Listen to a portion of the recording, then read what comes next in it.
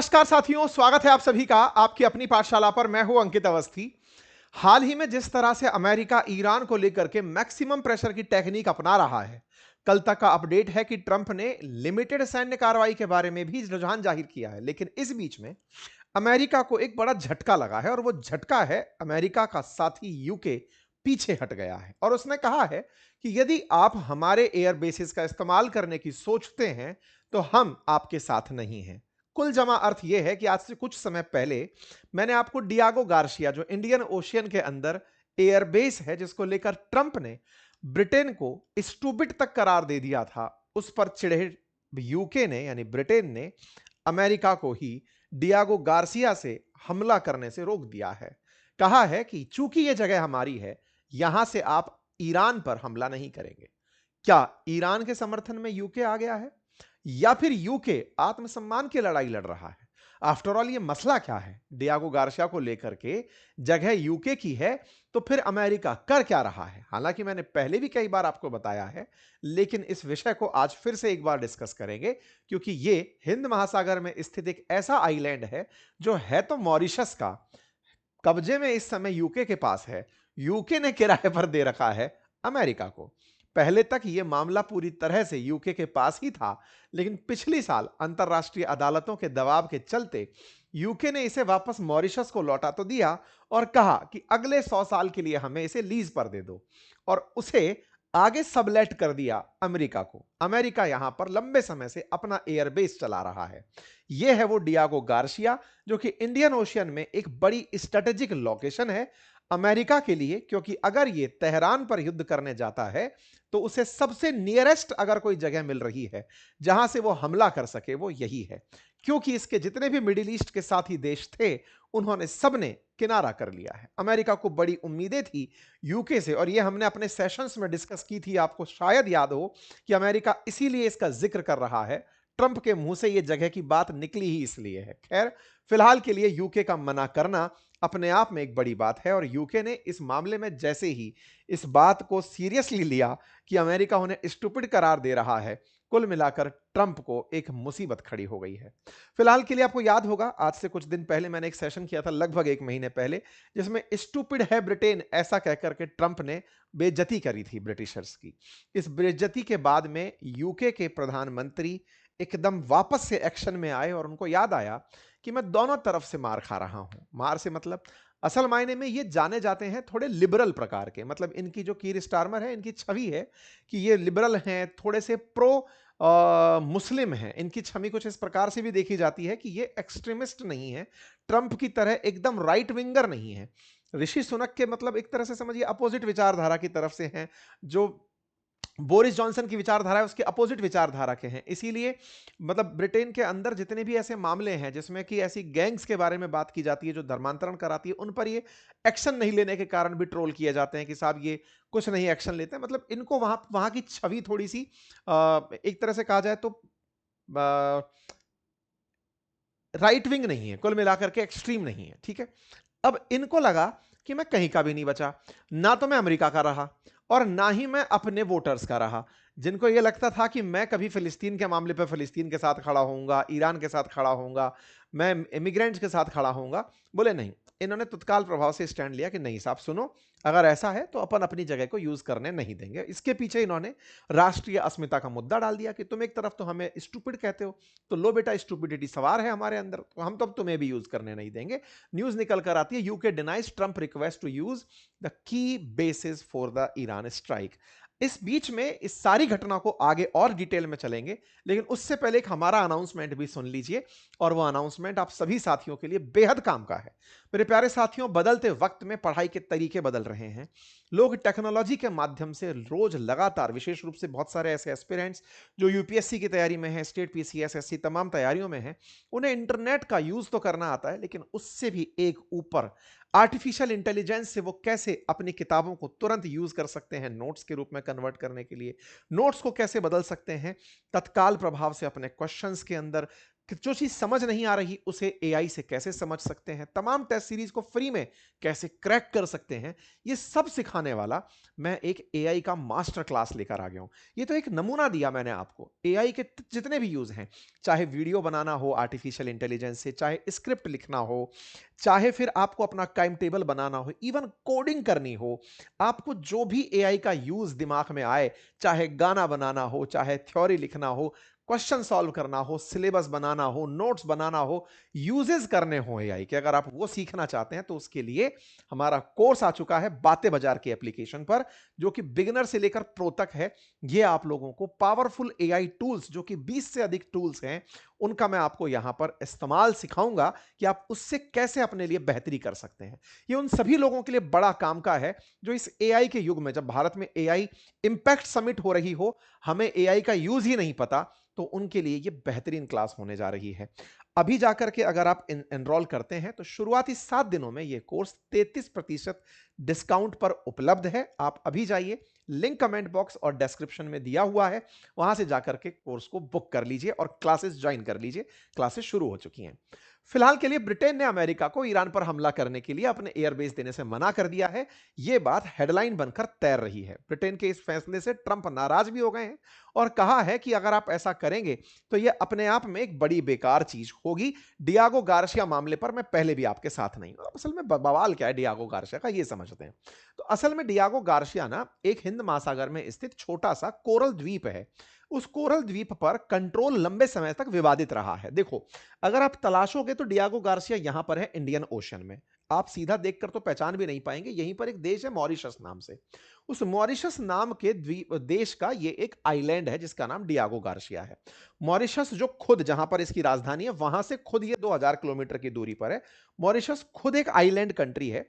ये लंबे समय तक पहले फ्रांसीसियों के कब्जे में था, फिर ब्रिटिशर्स ने नेपोलियन को हरा करके इसको लिया और ब्रिटिशर्स लंबे समय तक इस पर राज करते चले आ रहे थे मॉरिशस पर। 1968 में मॉरिशस को आजादी मिली और आजादी मिली तो ये मॉरिशस का जो आइलैंड है, ये सब मॉरिशस को लौटा दिया गया। लेकिन इस जगह को ब्रिटेन ने अपने पास सुरक्षित रख लिया, लगभग 2000 किलोमीटर दूर, क्योंकि ब्रिटिशर्स को नेवल बेस बनाने का, समुद्र की ताकत बनने का क्रेज है और वो जानते हैं कि समुद्र की ताकत क्या होती है। ये समुद्र की ताकत के चलते दुनिया पर राज किए थे, 130 से ज्यादा देशों पर राज था। तो इन्होंने इस जगह पर जो चागोस आइलैंड है, इस आइलैंड को इन्होंने अपने कब्जे में रखा। हिंद महासागर में ये जो जगह है, ये 60 किलोमीटर एरिया का आसपास का क्षेत्रफल रखती है और यहां पर छोटे छोटे 60 से ज्यादा और भी आइलैंड हैं। ब्रिटेन ने 1814 में इसको ऊपर कब्जा पाया था और 1968 में जब ब्रिटेन ने मॉरिशस को आजाद किया अपनी गुलामी से, उसके बाद भी इसने अपने पास ही इसको रखा। डियागो गार्सिया नामक जो ये आइलैंड है, मॉरिशस ने कहा साहब वो जगह भी हमारी थी। ये बिल्कुल वैसे ही है, हमारा अंडमान निकोबार हमें ना दे और इंडिया आजाद हो जाए, या फिर लक्षद्वीप हमें ना दे और इंडिया आजाद हो जाए, वैसे था। बोल साहब ये भी तो हमारा ही है, हमें लौटाओ वापस। आप तो वहां रहते हो, यहां पे आपका क्या लॉजिक है? कोई बात नहीं। ब्रिटेन ने समझदारी चली, उसने क्या किया कि इसे आगे अमेरिका को दे दिया कि तुम एक काम करो, यहां पर मिलिट्री बेस बना लो। तो मिलिट्री बेस बनाया अमेरिका ने अपना। तो देखो, था किसका? ब्रिटेन का, अमेरिका का, ब्रिटेन का। ब्रिटेन ने किसको दे दिया? अमेरिका को। आजाद बीच में कौन हो गया था? मॉरिशस। मॉरिशस इसको मांगता रहा कि सर ये तो हमारी है, आपने किसी को कैसे दे दिया? अमेरिका लेकिन पावर के दम पर यहां से लोगों को भगा दिया, अपने एयर बेस बना लिया। 1973 में मिलिट्री बेस बनकर तैयार हो गया। मॉरिशस इस बात को लेकर यूएन में पहुंचा, कोर्ट में पहुंचा, कोर्ट में जाकर सवाल जवाब हुए। फाइनली कोर्ट के अंदर यूके का बहुत पैसा खर्च हुआ, क्योंकि सब लोग इसके साथ थे, मॉरिशस के साथ थे कि साहब ये तो होना ही नहीं चाहिए, आप आजादी दे ही नहीं रहे हो, लोगों को अब तक गुलाम बना रहे हो। 2025 के अंदर फाइनली ब्रिटेन ने चागोस द्वीप को मॉरिशस को लौटाने का कहा कि भैया हम तुम्हें ये वापस दे देंगे, लेकिन हमने चूंकि यहां पर इतना सब कुछ तामझाम खड़ा कर लिया है, तो एक काम करो, आप हमें इसे ले लो और हमें 100 साल के लिए इसे रेंट पर दे दो, लीज पर दे दो। इसके बदले में पैसे ले लो हमसे, हम तुम्हें रेंट दे देंगे, पैसा दे देंगे। इस बात को लेकर के इन लोगों की, ब्रिटेन की, मॉरिशस से बातचीत चल रही है। यह बातचीत ट्रंप को पसंद नहीं आई। अचानक क्यों नहीं पसंद आई? मामला 2025 का है, तो क्या हुआ? 26 में मामला अमेरिका ईरान का हाइट पकड़ने लगा। तो अमेरिका को याद आया कि हमारे को तो हमला करने के लिए डियागो गार्सिया की जरूरत पड़ेगी। अब आप पूछेंगे ऐसा क्यों? क्योंकि डियागो गार्सिया की लोकेशन बड़ी प्राइम है, वहीं से ही अमेरिका तेहरान पर हमला कर सकता है। अदरवाइज तो अमेरिका बहुत दूर बैठा हुआ है, वहां से तो हमला करने के लिए पहुंचने में दिक्कत आ सकती है। B2 बॉम्बर जैसे बॉम्बर भले ही पहुंच जाए, लेकिन दूरी बहुत है। तो ऐसे में इनको नजदीक एक जगह चाहिए थी। तो अचानक अमेरिका को याद आया कि ये तो इसको देने की बात कर रहे हैं, इससे तो हम हमला ही नहीं कर पाएंगे। अमेरिका पहले तक ईरान के खिलाफ पूरे मिडिल ईस्ट के देशों को, चाहे यूएई हो, कतर हो, सऊदी हो, इनको यूज करना चाहता था। लेकिन अब इन देशों ने भी मना कर दिया, हम अपनी जगह यूज नहीं करने देंगे। तो ऐसे में इस जगह के चलते अमेरिका नाराज है। अभी ताजा खबर, ट्रंप ने कुछ 2 दिन पहले ही कहा कि देखो, मैं डियागो गार्शिया को, जो कि यूके का है, उसे यूज करना चाहता हूं। किस चीज के लिए? उस पर हमला करने, ईरान पर हमला करने के लिए। और जो इनका एक फेयरफोर्ड करके एयरफील्ड है ब्रिटिशर्स का, ब्रिटेन में, इंग्लिश चैनल के पास, उसे भी मैं यूज करना चाहता हूं ईरान पर हमला करने के लिए। यह बात जब बाहर निकल कर आई तो भाई साहब, डियागो गार्शिया पर अगर यूज हुआ तो ईरान ने कहा कि अगर आपने वो यूज किया हम पर हमला करने के लिए, तो हम डियागो गार्शिया को टारगेट करेंगे। तो ईरान ने इनको 20 तारीख को धमका दिया।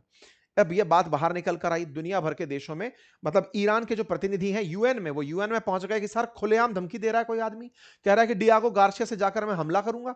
ये कोई बात हुई क्या? रोको आप, ऐसे कोई धमकी थोड़ी दे सकता है। कोई बात नहीं साहब। ब्रिटेन कह रहा है हमसे कोई पूछ ही नहीं रहा। ब्रिटेन के प्रधानमंत्री को इस बात की ताकत है कि वो अपने बेस को किस काम के लिए यूज होने दे। ब्रिटेन के प्रधानमंत्री ने कहा नहीं भाई साहब, अपन इसका यूज नहीं होने देंगे, आप हमसे तो पूछो। इसके पीछे के कारण क्या हो सकते हैं, वो बात तमाम है कि अमेरिका और ब्रिटेन के बीच में अब बन नहीं रही है, क्योंकि अमेरिका ऑलरेडी 750 बेसेस दुनिया में रखता है।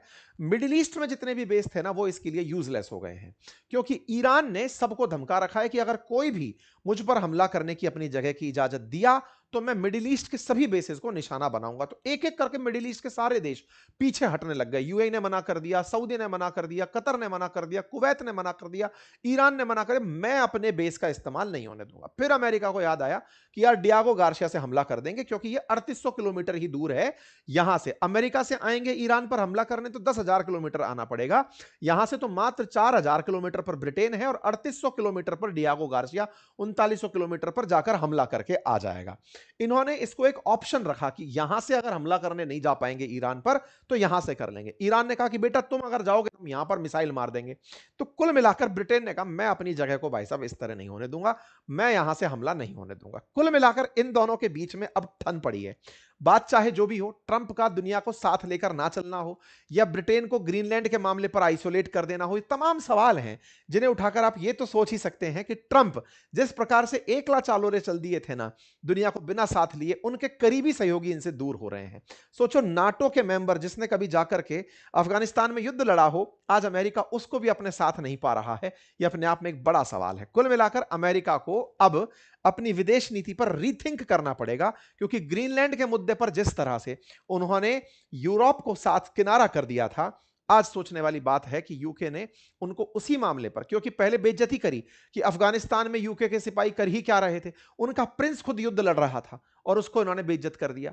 तो अमेरिका ने ना अफगानिस्तान के मामले पर यूके को बेइज्जत किया, फिर चागोस मामले पर इनको स्टूपिड कह दिया, फिर इनकी लोकल राजनीति को प्रभावित किया। तो इन्होंने कहा सुनो भाई, हम तुम्हारे साथ नहीं है। कुल मिलाकर इनको साथ छोड़ दिया। अब ऐसे में ट्रंप इस बात पर बौखलाए तो हैं और इनको धमका रहे हैं कि तुम समझो भैया, दुनिया के देशों, अगर हमको तुम नहीं मानोगे अपना, तो कैसे काम चलेगा। मार्को रूबियो बोल रहे हैं कि हम तो खुद अमेरिकन जो हैं वो यूरोप के बच्चे हैं, आप हमें अलग कैसे रख रहे हैं। कुल मिलाकर के दुनिया की विदेश नीति को ट्रंप ने तहस नहस कर दिया है। उनका नजरिया चाहे जो भी हो, फिलहाल उनका एक ताजा बयान तैर रहा है कल का ही कि जाके छोटा सा हमला ईरान पे करिए और मेरी बात तो रह जाएगी।